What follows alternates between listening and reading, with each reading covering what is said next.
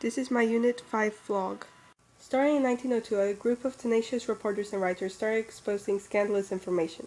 These reform writers, called muckrakers, targeted trusts, railroad barons, lobbyists, and social evils. They believed the cure for democracy was more democracy and counted on public conscience, not political changes, to cleanse capitalism. The progressive movement was brought on by mostly urban middle-class citizens who felt trapped between the big trusts and big money above and the immigrant workers and wage workers below. Their goal was to use state power to curb trusts and stem socialist threat by improving the common person's life and labor conditions.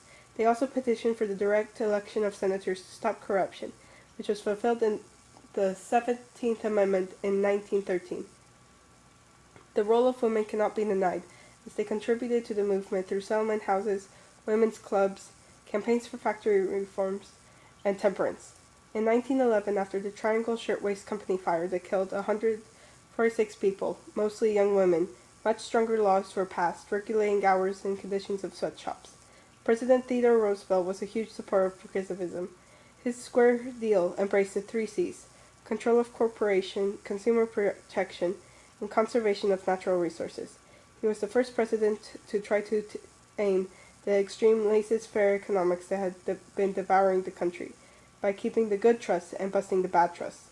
After 2 terms in office, Roosevelt's hand-picked successor Taft stepped in, but his extreme busting policies drove a wedge between the former president and the president so much that Roosevelt decided to run for a 3rd term in 1912. However, Taft still won the Republican nomination, so Roosevelt decided to run under what came to be known as the Blue Moose Party. Roosevelt and Taft ripped at each other's platforms, causing the Republican Party to split and allowing the Democratic candidate Woodrow Wilson to win, who had campaigned under a very anti-socialist platform called the New Freedom. Wilson was also very stubborn, and unwilling to compromise if he thought he was right. He wanted to tackle the triple wall of privilege, which was to tariff the banks and the trusts. The Underwood Tariff of 1913 substantially reduced import fees and enacted a graduated income tax as allowed by the recently passed 16th Amendment. In 1913, the Federal Reserve Act created the Federal Reserve Board, which oversaw a nationwide system of 12 regional reserve districts, each with its own central bank which could print money. It was essentially a third bank of the United States. In 1914, the Clayton Antitrust Act furthered the Sherman Antitrust Act. Thus, Wilson successfully tackled the triple wall of privilege. When World War I broke out in Europe, Wilson quickly issued a neutrality proclamation. However, America, unwillingly, was slowly drawn into the Great War. After German submarines consistently sunk American ships, Wilson forced Germany to agree to the Sussex Pledge, where Germany agreed not to sink passenger and merchant ships without warning, establishing a very precarious and unstable neutrality. In January of 1917, Germany broke the Sussex Pledge when it announced that it would wage unrestricted submarine warfare on all ships present in the war zone. The Zimmermann Note 2 months later further infuriated the Americans, and on April 6, 1917, America declared war against Germany. Wilson preached that America entered the war to make the world safe for democracy. On January 8, 1918, Wilson delivered his 14 points address to Congress, which was a set of idealistic goals for peace. Wilson's most treasured one was an international organization that would keep the peace and settle disputes. Although German Americans were very loyal to the U.S., the Espionage and Sedition Acts showed American paranoia about those who might be threats. During the war, laborers in the factories, for the most part, dutifully resisted from striking to increase wartime production. However, the steel strike in 1919 was a glaring exception. 250,000 workers walked off their jobs, so companies brought in 30,000 African Americans to break the strike, and naturally violence erupted. Throughout the war, women found numerous ways to be of help. So impressed was Wilson by the women's war effort that he endorsed women's suffrage, and in 1920, the 19th Amendment was ratified. The war officially ended in November of 1918. At the Paris Peace Treaty Conference in 1919, the Big Four, America, Britain, France, and Italy, dominated the negotiations. The Finnish Treaty of Versailles was scorned by many Republicans at home, who were upset that Wilson did not take any Republicans to the conference. The treaty was ultimately Wilson's downfall and was spurned by Senate, along with Wilson's idea of the League of Nations. In 1920, Republican Warren G. Harding was elected president. After the war, America turned isolationist and denounced radical or un-American ideas. There was a resurgence of the KKK in the 1920s. The emergency quota of 1921 reflected America's new attitude when it restricted immigration to 3% of the people of their nationality who were living in America in 1910. It was soon further restricted by Immigration Act of 1924, which allowed only 2% of the population from 1890. This new act discriminated against Southern and Eastern Europeans, who had not been very numerous in America during this time. Prohibition was a law throughout the 1920s after the 18th Amendment. However, it largely failed because it was weakly enforced and hated by much of the nation. Many figured that if enough people broke it, the law would eventually be repealed. Massive gang wars were also provoked as each tried to corner the new booze market. Despite all this, prosperity flourished during this age. New industries and machines became widely available, like the automobile. The air age was also launched by the Wright brothers. The first solo west-to-east flight over the Atlantic was performed by Charles A. Lindbergh in 1927. The radio needed to gather the nation closely. Millions could now listen to music, comedies, and politicians. The first talkie movie, The Jazz Singer, was shown in 1927. However, signs of a crash appeared in the midst of prosperity. Hundreds of banks failed annually, and there was wild real estate speculation and stock exchange. Although Warren G. Harding was a good man, he was a very weak and inept president, and unable to detect his scheming associates. Under his administration, Gilded Age-style politics made a small comeback as corporations expanded again and antitrust laws were weakly enforced. The Five-Power Naval Treaty of 1922 and the Kellogg-Briand Act of 1928 lulled Americans into a false sense of security who now believed future wars could be avoided. America's economy after the war boomed, while Europe was struggling to reconstruct itself. The Teapot Dome scandal rocked the Harding administration when it was exposed in 1923. The Secretary of the Interior had leased naval oil sites to oilmen for huge bribes. There were also a few other minor scandals as well. When Harding died in August of 1923, his vice president, Calvin Coolidge, became president. Coolidge had only mediocre leadership abilities, but he was led by morality and was able to clear much of the graft of the Harding administration. Unraveling the debt knot in Europe became a huge issue, which was solved with the Dawes Plan in 1924.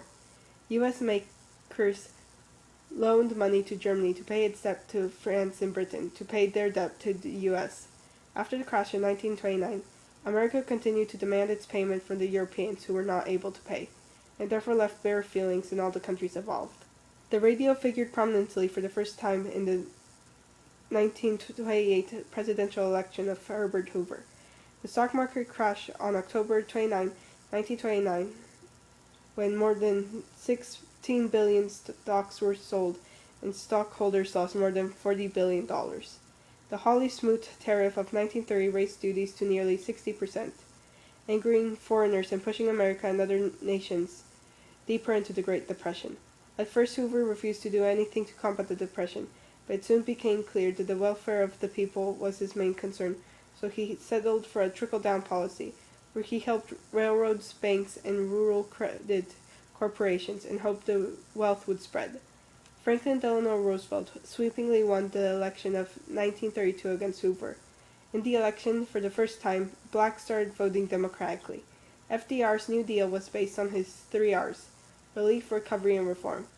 As soon as he was elected, he called Congress into a special 100-day session where unprecedented numbers of legislation was passed. The Glass-Steagall Banking Reform Act of 1933 provided for the Federal Deposit Insurance Bank, also known as FDIC, which insured individual deposits up to $5,000. With this legislation, banks started to reopen as people started to trust their money to banks again. FDR also took America off the gold standard in order to manage currency through inflation, which he believed would relieve debtors and stimulate production. The Dust Bowl in 1933, caused mostly by dry farming techniques and mechanization, only added to the Depression. Many Okies and Arkies were forced to leave their towns. The Wagner Act in 1935 was a huge milestone for labor, as it reasserted the right of labor to organize. By 1938, the New Deal started to lose its sparkle, and critics lamented the lavish government spending and turned towards socialism. The 1933 London Conference was a hope to develop a worldwide solution for the Great Depression. However, Roosevelt pulled out of it, and therefore plunged the world deeper into economic crisis because the conference then collapsed. FDR slowly withdrew America from the Philippines, seeing that they had become a liability during the hard times. America also formally endorsed non-intervention in Latin America, bringing in the Good Neighbor policy. After World War II, America was not willing to become meddled in European affairs again. Even though it disliked European dictators, Hitler, Mussolini, and Stalin, it refused to do anything.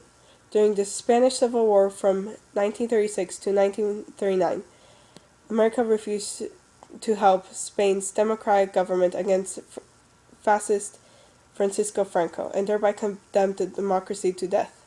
After England and France declared war on Germany, America first declared complete neutrality. However, Roosevelt persuaded Congress to pass the Neutrality Act of 1939, which allowed European democracies to buy American war materials on a cash-and-carry basis. France fell to Germany in June of 1940, scaring and shocking America. Hitler then started bombing Britain by August of the same year, so America started sending ships to England under the slogan, "All aid short of war." However, this slogan was reversed when Japan struck at Pearl Harbor on December 7, 1941. America officially declared war on December 11, 1941. Once America entered the war, it agreed with Britain to get Germany first and then attack Japan. National outrage in Japan was strong, and approximately 110,000 Japanese Americans who were living on the West Coast were herded into concentration camps, even though they had done nothing wrong. The war ended the Great Depression, but it also ended the New Deal, since the country's efforts were now on winning the war. Approximately 15 million men were enlisted to the war, although certain industrial and agricultural workers were exempted from the draft. Even so, the agreement with Mexico in 1942 brought in thousands of Mexican workers, called braceros, to harvest crops in the West, in order to make up for the lost workers. More than 6 million women also took up jobs outside the home. The war prompted a huge exodus of blacks from the South, and Native Americans for their reservations, who enlisted in the military or found jobs in cities. When FDR died in April of 1945, the country was shaken. Roosevelt's vice president, Truman, quickly took up command. Germany surrendered unconditionally on May 7, 1945. Japan's naval force was completely ruined by October of 1944, but it continued to hold on and fight back. The Potsdam Conference of July of 1945 between Truman, Stalin, and British leaders issued an ultimatum to Japan: either surrender or be destroyed. Because Japan did not surrender, America dropped a newly perfected atomic bomb, first on Hiroshima on August 6, 1945, and then 3 days later on Nagasaki. Japan, by then, had really no other choice but to surrender, and did so August 10, 1945.